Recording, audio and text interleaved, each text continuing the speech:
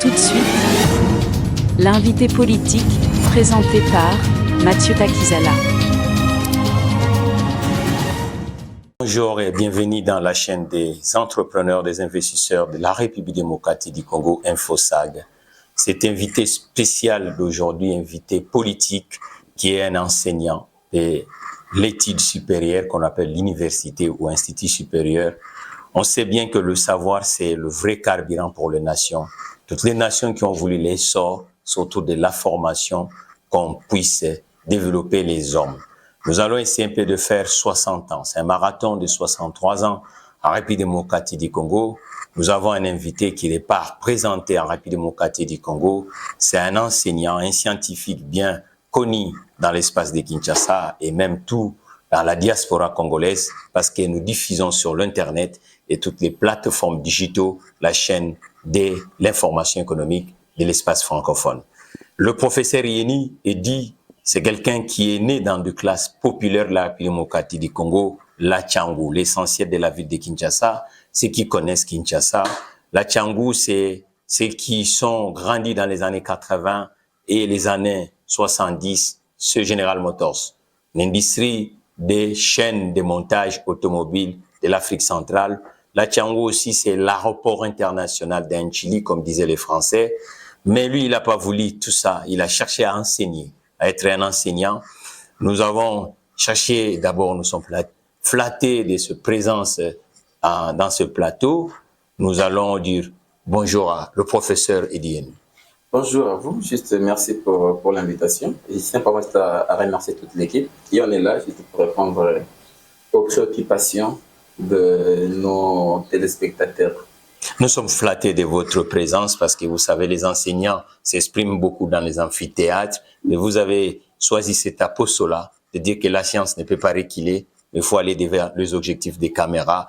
Et ce qui nous donne aujourd'hui l'obligation de vous appeler, de dire on doit évaluer. Comment fait-il le système de l'éducation nationale de tout le pays du monde fait que les avancements se font en Chine, aux États-Unis, en Afrique du Sud, en Australie, même au Maroc, y compris même au Sénégal, parce que je suis un homme comblé, j'ai vu que la continuité de Sédar Senghor continue parce qu'il y a Joe Faye, 44 ans, avocat de son État, inspecteur des impôts, qui devient aujourd'hui le président de la République. C'est un technocrate politique. Vous aussi, vous êtes un scientifique politique. Qu'est-ce qui fait? Comment fait-il que la République démocratique du Congo, nous n'arrivons pas à s'en sortir, surtout dans le terrain de l'occupation des gens? L'exode devient le vrai problème. Est-ce que ce système éducationnel fait vraiment? Il y a beaucoup de surdiplômés, mais le chômage touche même les diplômés. Oui, merci juste d'abord pour les constats et peut-être la question, je voudrais. Vous savez, l'éducation est le produit en fait d'une certaine superstructure. L'État, c'est notre superstructure. Et l'infrastructure, c'est la production.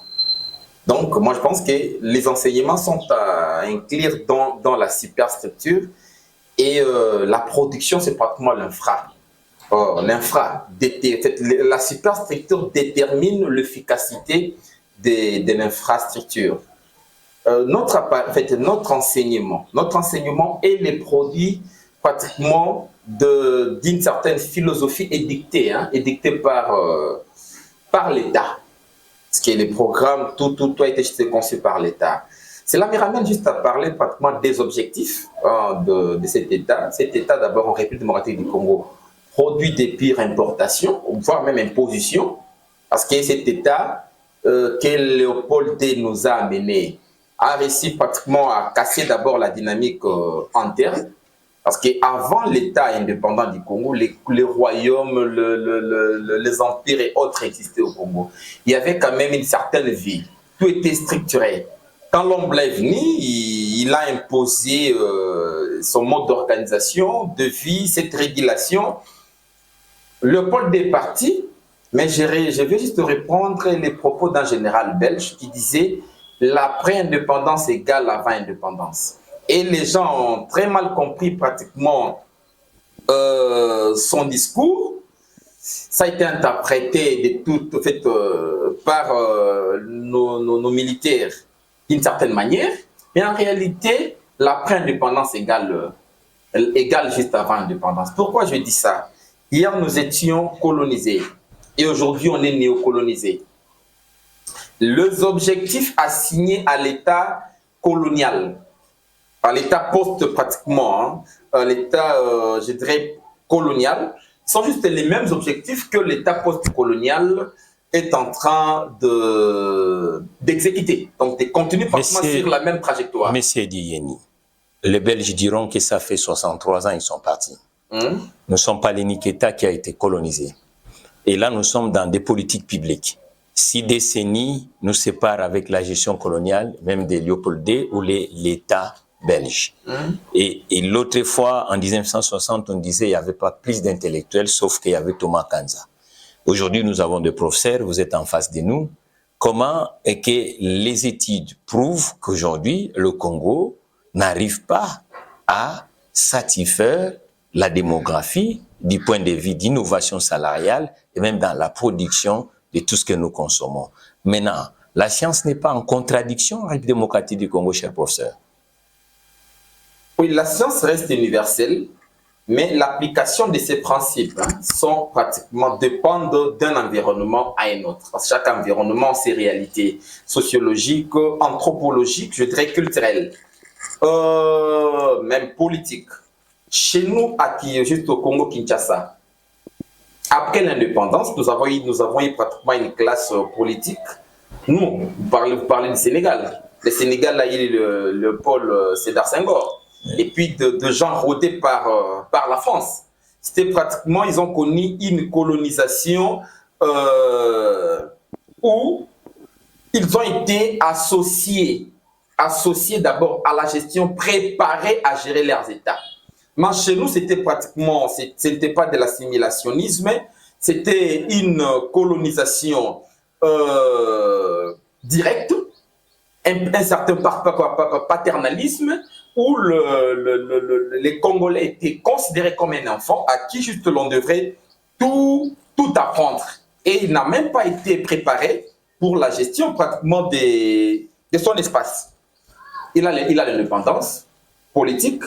Lors de la table ronde économique, je pense qu'il y avait un problème sérieux.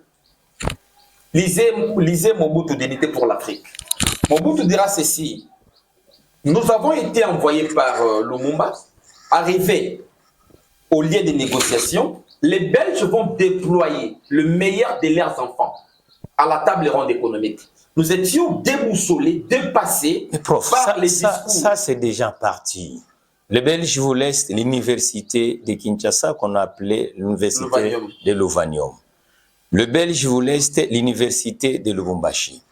Le Belge vous laisse l'université de Kisangani. Les Belges vous laissent toutes les écoles que vous avez aujourd'hui, techniques et même les écoles, collèges ou écoles primaires bâties. Les Belges vous laissent l'infrastructure, ils vous laissent des chemins de fer, ils vous créent un port qu'on appelle par exemple le port de Matadi. Le Belge ont laissé quelque chose. Mais comment fait-il l'intellectuel que vous êtes? Nous revenons toujours dans la partie ancienne, mais vous pouvez nous dire, cette science qui est universelle comme vous avez dit, alors qu'est-ce que l'université congolaise depuis 1960 où le système de l'éducation nationale a produit par rapport à ce que nous venons d'énumérer, parce que cette chaîne est suivie à travers les numériques, les nouvelles technologies, c'est-à-dire ceux qui sont à Miami peuvent nous suivre, ceux qui sont du côté de Nangadef, Dakar peuvent suivre, et même à Rabat, ils peuvent suivre même au niveau de Caire. Et même Toronto, ils peuvent nous suivre parce que nous sommes sur la plateforme digitale. Les Belges ont parti. Vous pouvez faire cette autopsie, mais à un moment, comme on dit, la science ne triche pas. Est-ce qu'aujourd'hui, tous les diplômes qu'on a eu a servi à combien de kilomètres de route? Les bidonvilles gangronnent, mais nous restons toujours comme si le Congo était l'unique État colonial, prof. C'est pas réaliste quand même. Bon, vous avez toujours cette tendance-là de condamner les scientifiques congolais, mais je voudrais Je ne condamne pas, je constate. Oui, je dirais nous devons énumérer un peu. L'université a pour vocation, oui, de préparer pratiquement le cadre et tout ça. Et puis, mais dans l'université, il y a, je dirais, une fonction importante qui est pratiquement la recherche. L'État congolais, depuis son jusqu'à présent, n'a pas vraiment investi dans la recherche. Je ne sais pas, notre budget de recherche est tellement minime au point où même les efforts fournis, le peu d'efforts que fournissent pratiquement nos scientifiques pour mettre en place le produit ou le résultat de leurs recherches à la portée de la communauté, ces produits-là ne sont pas consommés par des Congolais que nous sommes. En plus de cela, vous savez, vous avez parlé de quoi? De voies de communication, d'abord exotiques, laissées par le Belge, parce que nous sommes dans une économie, comme on dit toujours, une économie qui dépend de l'extérieur, tout ça. Nous, on produit des matières premières, mais nous exportons de produits manufacturiers venant pratiquement juste de l'Occident, de l'étranger. Nous sommes ces réservoirs de matières premières pour l'Occident. Et cette philosophie-là continue son bon chemin. On a connu pratiquement plusieurs gouvernements. Jusqu'à la preuve du contraire, vous allez condamner les scientifiques, mais le scientifique abat un travail exceptionnel, fort, parce que on doit juste comprendre que dans la production des biens et des services, il y a l'économie marchande et l'économie non marchande. L'enseignement fait partie pratiquement de l'économie non marchande. Mais prof. Mais non, cette économie non marchande-là a besoin de l'appui de pouvoirs publics pour sa survie. C'est-à-dire pour la production. Ça tombe bien que vous êtes politique, vous étiez même candidat à l'élection législative, et vous savez très bien que le marché de l'emploi ou la politique de l'éducation dépend aussi du marché de l'emploi. Vous qui êtes enseignant, est-ce qu'aujourd'hui, on en a besoin des filières qu'on est en train de former au Congo? Parce que nous voyons que s'il faut bâtir des routes, il faut chercher l'expertise venant d'ailleurs. Nous voyons que dans le mine, si nous voulons faire des études géologiques pour nos matières premières, nous avons besoin d'autres expériences venant d'ailleurs. Nous voyons que tous les avions qui circulent en République démocratique du Congo, en ce moment, il faut aller entretenir en dehors du territoire. J'ai dit, vous m'avez dit, taxé même en disant, je condamne des scientifiques, mais j'ai fait un constat objectif. Le constat objectif, ça veut dire que, au lieu de dire c'est les autres, mais en tant que scientifique, parce que l'intellectuel, par le vrai sens du mot, il est fait pour arranger le surface, le territoire qu'il veut naître. Maintenant, si vous ne tenez pas compte de nos réalités, vous continuez toujours à former des gens pour qu'ils reviennent demain des chômeurs, est-ce que ça, c'est la faute de Léopold II ou du roi belge d'aujourd'hui? Oui, vous dites le roi belge d'aujourd'hui, parce que nous vivons encore, on continue encore dans cette philosophie, dans cet état-là, où philosophie léopoldienne, et avec je dirais des autorités qui se prennent pour déminer le Ndombe, qui continuent à reproduire ce que le roi des Belges a fait. Si vous me dites que les pouvoirs de Kinshasa, je dirais, l'enseignement est défini par le législateur. C'est le législateur qui crée des filières, qui définit les programmes nationaux. C'est ce législateur qui octroie des moyens à ces secteurs. C'est le législateur qui est aussi censé booster par ces politiques publiques, pratiquement je dirais les secteurs de la production de biens et de services, par des politiques idoines, parce qu'on peut recourir à des différentes méthodes pour inciter la production, mais chez nous, il se pose pas mal de problèmes. Je vais revenir vers vous, prof. On va d'abord commencer avec la publicité parce qu'il y a notre partenaire spécial Autogarage qui est une entreprise spécialisée dans la maintenance et la distribution, la pub.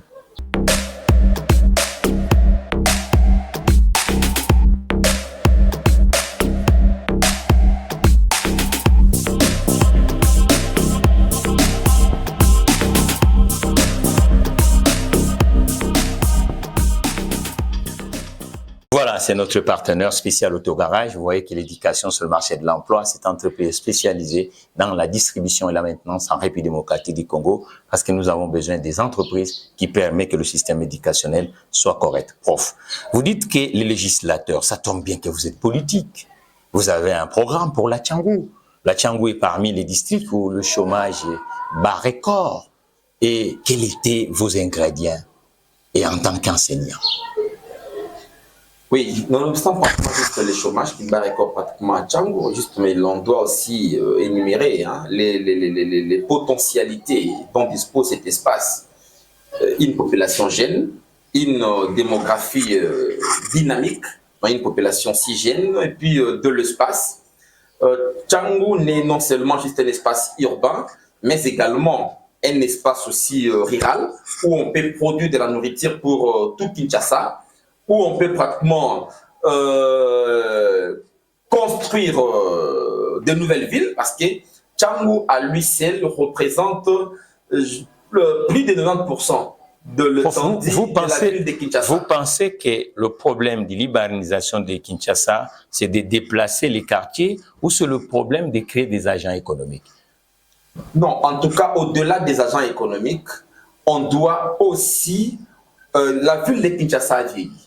C'est une ville une ville qui a été construite pour près de 500 000 habitants. Aujourd'hui, nous sommes à plus de 15 millions. On doit sentir. Aujourd'hui, les gens vivent dans la promiscuité la plus totale. Au-delà de la promiscuité, il y a des éléments qui doivent accompagner l'entrepreneuriat. L'électricité, donc les infrastructures de base, électricité, eau, routes et autres, hôpital, la sécurité. En fait, le climat d'affaires chez nous pose problème. C'est là où j'ai dit il y a une Mais vous êtes politique, vous êtes faire partie de cette élite d'aujourd'hui, vous n'allez pas s'exonérer. Vous êtes quelqu'un qui est dans la politique active. Ça veut dire que la faute à qui? La faute à vous, les politiques. La faute à l'élite politique congolaise. Oui. Lorsque je dis l'élite politique congolaise, je vois pratiquement la majorité, tout comme l'opposition. Hein? Mais je dirais, ceux qui nous gouvernent aujourd'hui, on a Tshisekedi au pouvoir. Dis-moi, je dirais Tshisekedi peut être tout sauf un bon président pour les Congolais que nous sommes. Parce que Tshisekedi, je dirais, en tout cas vous m'excuserez, n'a pas les aptitudes requises pour être un bon président pour les Congos. Est-ce que le problème de la République démocratique du Congo, c'est uniquement le problème d'un homme ou il faut créer un système? On était dans le système de l'éducation. L'homme crée les systèmes. Voilà, l'homme crée les systèmes, mais les autres secteurs d'activité de la vie nationale doivent se faire, entre autres, le secteur d'éducation nationale que vous représentez, y compris vous-même les acteurs politiques.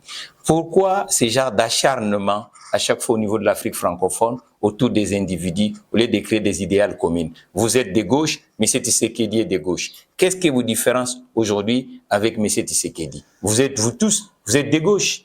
Non, en fait, la vie politique en Afrique, et surtout juste dans l'espace francophone, et chez nous au Congo singulièrement, n'est pas idéologique.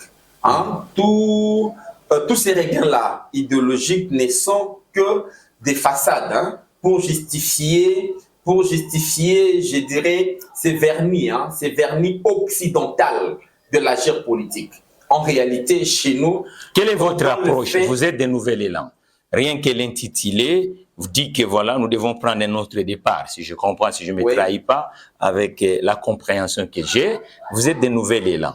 Cet Nouvel Élan, vous allez le prendre uniquement dans la partie sphère politique, ou vous allez le prendre dans la sphère familiale, entrepreneuriale ou sociale. Parce que n'oublions pas que nos villages, parce que quand on parle le Congo, nous estimons comme si le Congo c'est Kinshasa, mais à Gungu, les gens, ils en ont besoin de ce que vous pensez à Kinshasa, l'arrière-pays.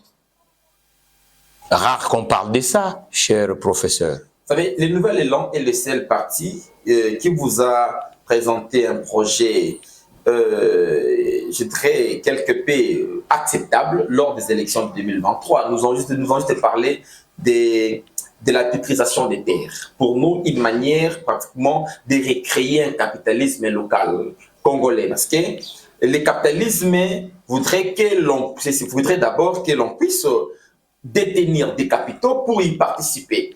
Les Congolais n'y participeront jamais tant qu'ils n'auront pas de capitaux. Les Congolais en ont. Les Congolais en ont. Les Congolais sont pratiquement des propriétaires terriens. Mais sur leurs espaces, les entreprises, les multinationales viennent pratiquement s'installer, exploiter, sans que les Congolais ne puissent en bénéficier. Vous êtes en économie de marché. Sans que les Congolais puissent en bénéficier. Vous êtes en économie de marché, cher professeur. Ça veut dire que la GECAMINE peut devenir aussi une multiterritoire. Et comment cette dit-on multinationale, c'est comme si c'est un frein au moment où les Sud-Africains les accueillent, les Marocains, les Égyptiens. Il y a qu'au Congo, on pense que l'expression multinationale, c'est une peste pour le système économique. Non, je ne dis pas ça. Je dis ceci. Quand ces multinationales viennent investir, on doit tenir aussi compte de la population locale. Vous proposez quoi comme politique, comme chercheur, comme enseignant par rapport à la compétitivité économique du marché de l'emploi de la République démocratique du Congo? Voilà pourquoi je vous parlais tout à l'heure juste de la titrisation des terres, que les propriétaires terriens soient aussi impliqués dans la formation du capital, donc lui apporte son capital qui est pratiquement son espace. Au-delà de cela, la production est aussi fonction de l'orientation stratégique de notre enseignement. Nous sommes dans un espace où nous avons pratiquement la deuxième forêt, le deuxième poumon au monde, forestier. Vous restez uniquement par les potentialités, mais du point de vue concret, il n'y a pas de planification, monsieur le professeur. On avait des législateurs stratégiques, on aurait pu pratiquement avoir aujourd'hui des nouvelles filières dans notre enseignement. C'est-à-dire des filières qui s'occuperaient pratiquement de la transformation. Mais comment l'enseignement professionnel recule? Comment, même aux États-Unis, cher professeur, tout le monde n'est pas universitaire. Comment on peut faire un système?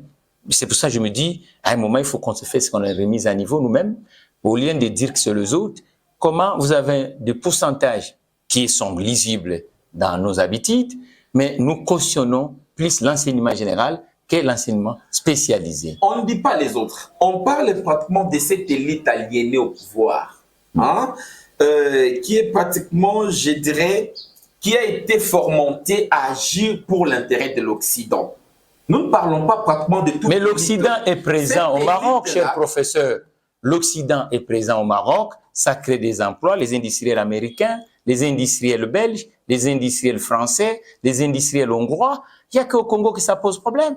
Comment fait-il chez les autres quand vous allez au Nigeria? Les sociétés américaines sont présentes. Quand vous allez aux États-Unis, en Afrique du Sud, au Kenya, aujourd'hui, avec la nouvelle technologie, nous avons un PESA. C'est le fruit de cette intelligence de l'éducation nationale kenyane qui s'impose dans le territoire africain.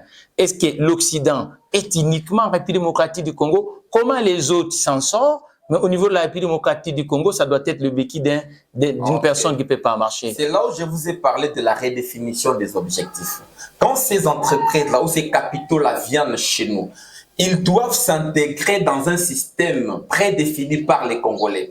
C'est là, je citerai Monseigneur Manoula, qui parlait pratiquement de l'inculturation.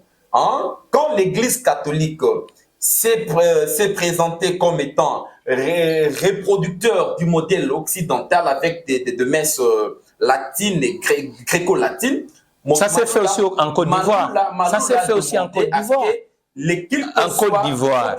En Côte d'Ivoire, le président Houphouët et la ville de Yamoussoukro, qui est devenue aujourd'hui presque capitale administrative de la Côte d'Ivoire, et donc le président Houphouët avait donné à cette ville, c'est une cathédrale catholique. Est-ce que pensez-vous que les colons étaient uniquement chez nous? C'est pourquoi les autres, on voit que leur système éducationnel crée de l'emploi, crée de l'innovation, et chez nous, on doit tant se justifier, monsieur le professeur. C'est parce que chez nous, l'État demeure encore cet appareil du sous-développement. Ailleurs, l'État participe au développement. C'est comme à la Chine Inde et à l'Afrique dont juste vous venez de citer. Chez nous, nous avons une élite comprador au pouvoir. Cette élite, mais vous faites les autres diraient aussi que vous faites partie de cette élite parce que vous êtes professeur d'université. J'ai dit l'élite au pouvoir. Je parle de l'élite. Mais le pouvoir est large, il est global, monsieur le professeur. Il y a un pouvoir scientifique, il y a un pouvoir social. Politique, parce que les pouvoirs politiques est le champ généralisateur, le champ qui oriente le reste. Parce que nous, scientifiques, nous pouvons produire, nous pouvons réfléchir, nous mettons pratiquement à la place publique le produit de nos résultats, de nos réflexions. Mais si les politiques n'arrivent pas pratiquement à s'y imprégner, à le mettre en pratique, on va sombrer. Si ces politiques ne mettent pas pratiquement de moyens à notre disposition, nous sommes pratiquement de l'économie non marchande. On suppose que nous ne produisons pas des biens et des services pour le vendre de manière rentable. Non, nous le produisons. La rentabilité chez nous est un peu la télévision sur le difficile à expliquer. Monsieur le professeur, nous te remercions. Regardez la caméra. Dites-nous qu'est-ce que l'école doit faire parce qu'on vous a appelé le système de l'éducation nationale congolaise doit faire des sortes quand même qu'on devient compétitif dans le continent. Le caméra est là. Vous essayez un peu de nous dire, en tant que politique et enseignant, le Congo de 2024, quelles sont les projections dans le terrain de l'éducation nationale? Pour vous, selon vous, qu'est-ce qu'on doit faire? Quelles sont les filières qu'on va mettre en première position?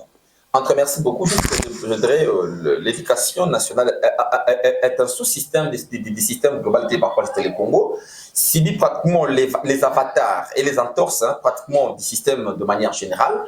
Mais singulièrement parlant de l'éducation, il faut d'abord, on doit réformer notre système des fautes en compte et en tenant compte de nos objectifs. C'est là où juste intervient la notion de l'inculturation.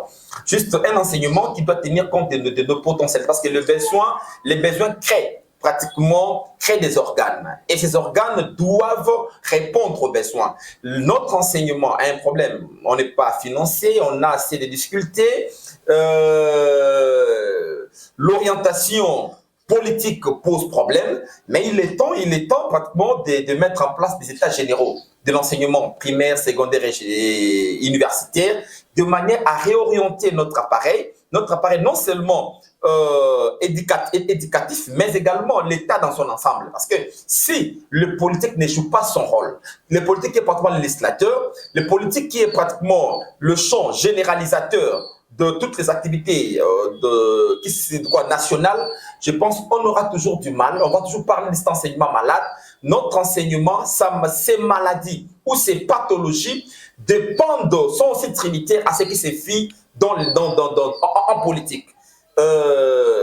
Aujourd'hui, nous, chercheurs scientifiques que nous sommes, nous dépendons plus de financements venant de l'extérieur. Et ces financements ont des objectifs. Quoi qu'on dise, ces financements ont des objectifs, c'est pour répondre à un certain besoin. Et ces besoins ne corroborent pas avec nos réalités. Voilà pourquoi nous exigeons une certaine prise de conscience dans le chef de l'élite gouvernante qui doit, en principe, je dirais, consulter en amont tout comme en aval l'élite enseignante de manière à mettre en place un programme qui va corroborer avec leur réalité locale et avancer. L'entrepreneuriat au Congo pose parce que celui qui est formé dans un environnement où la corruption, la concussion, le valeur négative. La diaspora, vous avez écouté le professeur Yeni, il a essayé un peu de vous montrer comment les choses. Quant à nous, la chaîne des entrepreneurs, des investisseurs de l'espace francophone au monde, InfoSag, et l'invité politique d'aujourd'hui, c'était le professeur Yeni. Tout entrepreneur à travers le monde, voilà, si vous avez des suggestions, des questions, n'hésitez pas et vous pouvez être notre prochain invité dans ce plateau de l'invité politique et tous les politiques, y compris même au Sénégal. Nous émettons en direct de Kinshasa sur belle métropole africaine, excusez-moi, l'Axis. Donc, cette grande ville africaine du XXIe siècle, je crois, nous te remercions, monsieur le professeur. En tout cas, juste avant de vous remercier, je remercie tous nos téléspectateurs, ceux qui nous suivent. Merci pour la chaîne, parce que le Congo a besoin aussi d'une communication entrepreneuriale. C'est une communication hyper importante, on voit même juste l'Afrique. Je suis quelque peu d'accord avec un frère qui disait que on vole le temps à l'enfant africain, il passe plus son temps à l'école, et l'école, dans une société qui ne présente pas de perspectives d'emploi ou des opportunités d'emploi nécessaires, en fonction de papiers qu'ils obtiennent. Donc voilà pourquoi, pour faire la conciliation, comme je disais, l'État, l'école et les acteurs de la société doivent se mettre en place ensemble, réfléchir pour un Congo nouveau. Voilà, à travers toutes les plateformes digitales, likez, n'hésitez pas. Quant à moi, Mathieu Takizala, pour prochain numéro.